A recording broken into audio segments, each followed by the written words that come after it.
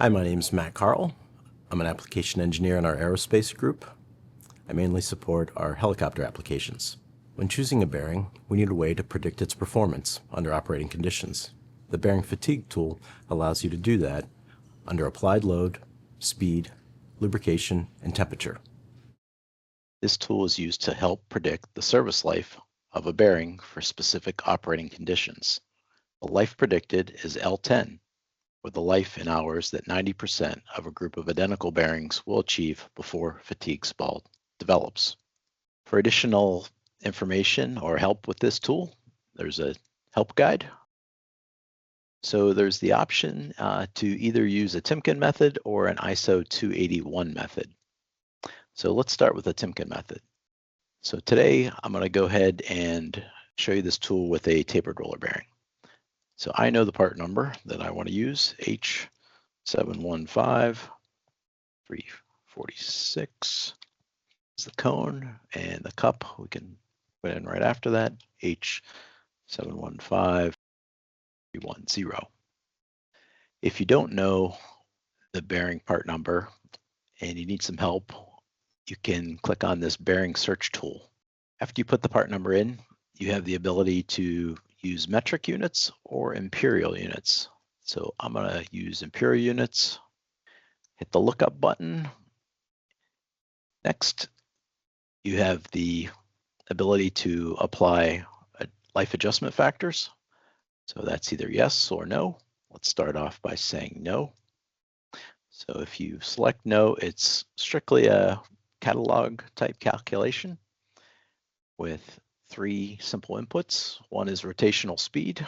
I'm going to put in 2000 RPM, a radial load, and an axial load if there is an axial load. So I'm going to put 15,000 pounds in for my radial load, 10,000 pounds for my axial load. Hit the calculate button, and then you get some results. So here it tells you the part number that you're using. Also gives you an idea of the size of the bearing. So 3 inches is the bore, 5.5 inches is the OD, and 1.813 is the bearing width. So our answer here in catalog life is 778 hours. Lubrication or lube factor, A3L, is also displayed. It's 1.0 in this case. And that's because we selected no for adjustment factors. So in this case, our adjusted life is the same as our catalog life, 778 hours. Below the life, there's a section that talks about the life parameters, or essentially our inputs that we put in, the loads and speed. Also displays the dynamic load ratings of the bearings. So the C1 factor, C90, and CA90. So now that we've done this with no life adjustment factors, let's go ahead and select yes for life adjustment factors. We can see we have some additional inputs. So beyond speed, radial load, and axial load, we also have operating temperature. So in this case, I'm going to enter 120 degrees Fahrenheit. You have the ability to put in your lubrication, either grease or oil. I'm gonna select oil. Also select the specific lubricant that you want to use. So there's a long list here. And if your lubricant is not in this list, you can enter a custom lubricant. And when you do that, you'll put in a viscosity at 2 different temperatures. So in this case, I'm going to go ahead and select ISO VG46. It automatically enters the viscosity at 100 degrees Fahrenheit and 210 degrees Fahrenheit. I'm going to hit the calculate button. We get a results section. So here we get a catalog life similar to what we got when we didn't select the adjustment factors. But now I do get a lubrication lube factor A3L.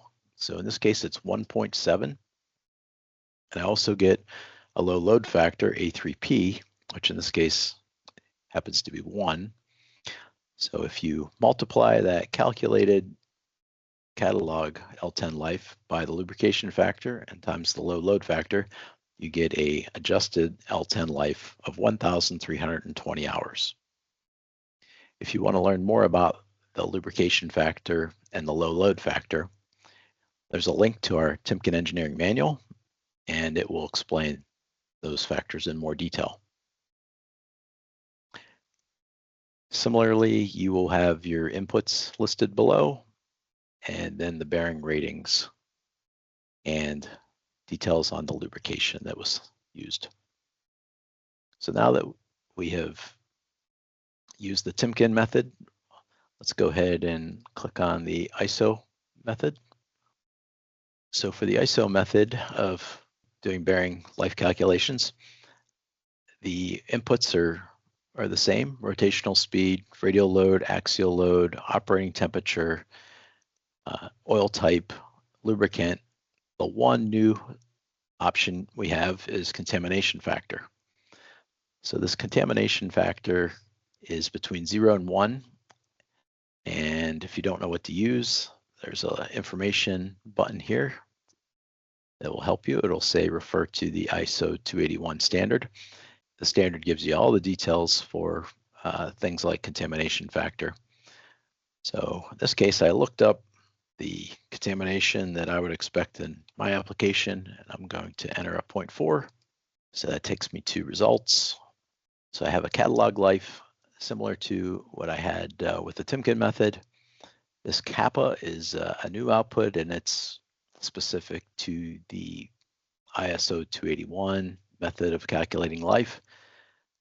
So kappa is the actual kinematic oil viscosity at the operating temperature I entered, divided by the reference kinematic viscosity in the ISO standard. So in this case, it's 3.2. It does calculate the viscosity for me at the operating temperature I entered. Sort of the output is an ISO life modification factor, and that in this case is 1.43. So it's catalog life times this ISO life modification factor will give you your adjusted life for the ISO method, 1,050 hours. So that ISO life modification factor would take into account the applied loads and speed, calculates a fatigue load limit that we have here. We'll take into consideration that contamination factor, the kappa value. So again, we have the same inputs listed below, the load ratings, and specifics on lubricant. This tool will allow you to better understand the expected bearing fatigue life in your specific application conditions. You can find the tool at engineering.timken.com.